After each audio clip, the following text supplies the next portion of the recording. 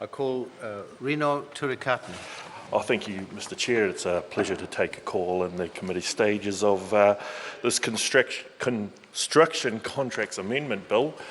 And so we've been covering the issue of retention money, which has been inserted, well, initially through the good works of our good colleague here on our side, the Honourable Clayton Cosgrove, who sounded out many in the construction community, particularly subcontractors up and down the country, and it was very clear from the business community that subcontractors really needed greater protection in terms of getting paid. And I think that's ultimately, you know, you'd like to think that if you're a subcontractor, you'd put in a hard day's work, you'll get a fair day's pay. And that has been the concern, because we've seen up and down this country many developer go out of business, go broke, and money disappears, and unfortunately the subcontractors, and usually it's subcontractors, because typically it can cascade many different ways to include many different business people, they all don't get paid. And ultimately, that's a travesty. And Mr. Cosgrove was attempting to, and I think he actually did a very good amendment proposed through his SOP to alleviate that situation, or provide assurance and protection to subcontractors. But sir, looking at the SOP put forward by the Minister, that we have a saying in Māoridom that, well, it is a saying, that I'll just my quick cursory read of the of subpart 2A, that this retention money part has more holes in it than a hinaki. And for those of you that don't know, a hinaki is an eel net. And there's a almighty lot of holes in that eel net. And my whanaunga Penny Hena there will know very well, because they're great catchers of eels up in the north. My whanaunga's up there. So this retention money, sir, it has more holes in it. It has more holes than a hinaki, because just on my quick read of this part, sir, it's illusory still. There's another very well-known saying that position is 9/10 the law. Now, what Mr. Cosgrove was trying to achieve through his SOP, let's put these retention monies, the money, into a separate trust account that is protected, so that that money, if something was to go awry or a dispute was to arise, but ultimately sorted out, that money would be paid through to the contractor. Now, this subpart, sir, it's illusory still. And when I think of developers, when you think of big major construction contracts, sir, we're not dealing with Boy Scouts. We're not dealing with necessarily upstanding individuals. We're dealing with hardcore commercial businessmen. This isn't no tiddlywinks that they play here. It is a very tough game, and head contractors are very sharp businessmen.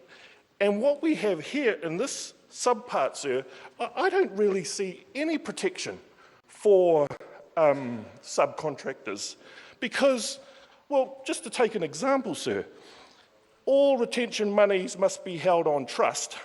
Must be held on trust. Okay, yes, for the benefit of the other party.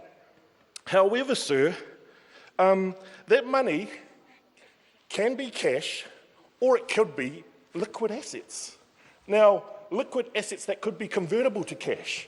Now, again, you know, you're dealing with some sharp business people here. There are many different ways you can skin a cat when you're looking through these provisions. And there are many ways in which you could, and there's another requirement about must keep accounting records. Well, there's many ways that you can get your accountant to provide... Mr Chair.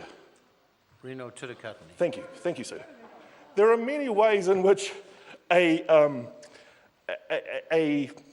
sharp developer can you can literally drive a truck through these so-called protections and delivery of retention money, cold hard cash payments to subcontractors. Now, so you don't have to actually keep cash aside. You can say, okay, I'm holding these whatever. Let's say shares in whatever, and some other easily liquidated asset, which may not actually eventuate.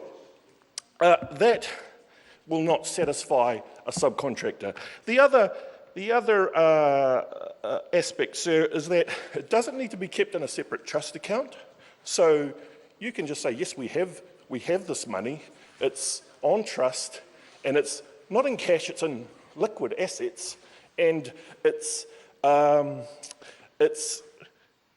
commingled with other liquid assets, because you could, under the provisions here, you can mix it all up, and you could slosh it all around with goodness knows what other assets, liquid assets, a head developer or a head contractor or developer may have, in the illusion that they will satisfy payment to this poor subcontractor. So, sir, I get back to my point. Possession is 9/10 the law. Mr. Cosgrove said, look, to ensure payment, to ensure protection to subcontractors, let's ensure that these monies are actually set aside into a separate trust account so that it's actually there to be paid out. And that would give confidence to subcontractors that, hey, yes, I've got all my capital invested in my heavy machinery that's doing a lot of work. I want to make sure that I'm going to get paid. And likewise, all the other subbies that I've got underneath me that I have to pay. Now, there's so many holes in this provision. It's actually, it's sad for the expectant subcontractors who thought they were actually going to get something from this. But actually, I don't have no trust. I have no trust in this part, sir. And I can't help but think, sir, around about a year ago, there was a story on Campbell Live, I think it was, about a contractor in Christchurch who was heavy digging, and he was contracted to put together the car park in a countdown car park. And there was a so-called dispute with this head developer, and he wasn't paid. And he worked on this for months, and he committed a sizable amount of his capital, and no doubt he was heavily indebted to actually, do this big job. And he was strung out and strung out and strung out by this, basically he was shafted by this head contractor, and he was driven to the point where he was so upset that he dug up. He says, well, look, if I'm not going to get paid for this car park, what choice do I have? And he went out there and he dug up the car park. Now, we don't want to see, under the provisions of this bill, sir, I do not see that situation, actually, I see that situation arising again, because there's no real protection that I can see in the provisions of this so-called retention money section. And so let's make sure that, yes, let's keep the trust money separate.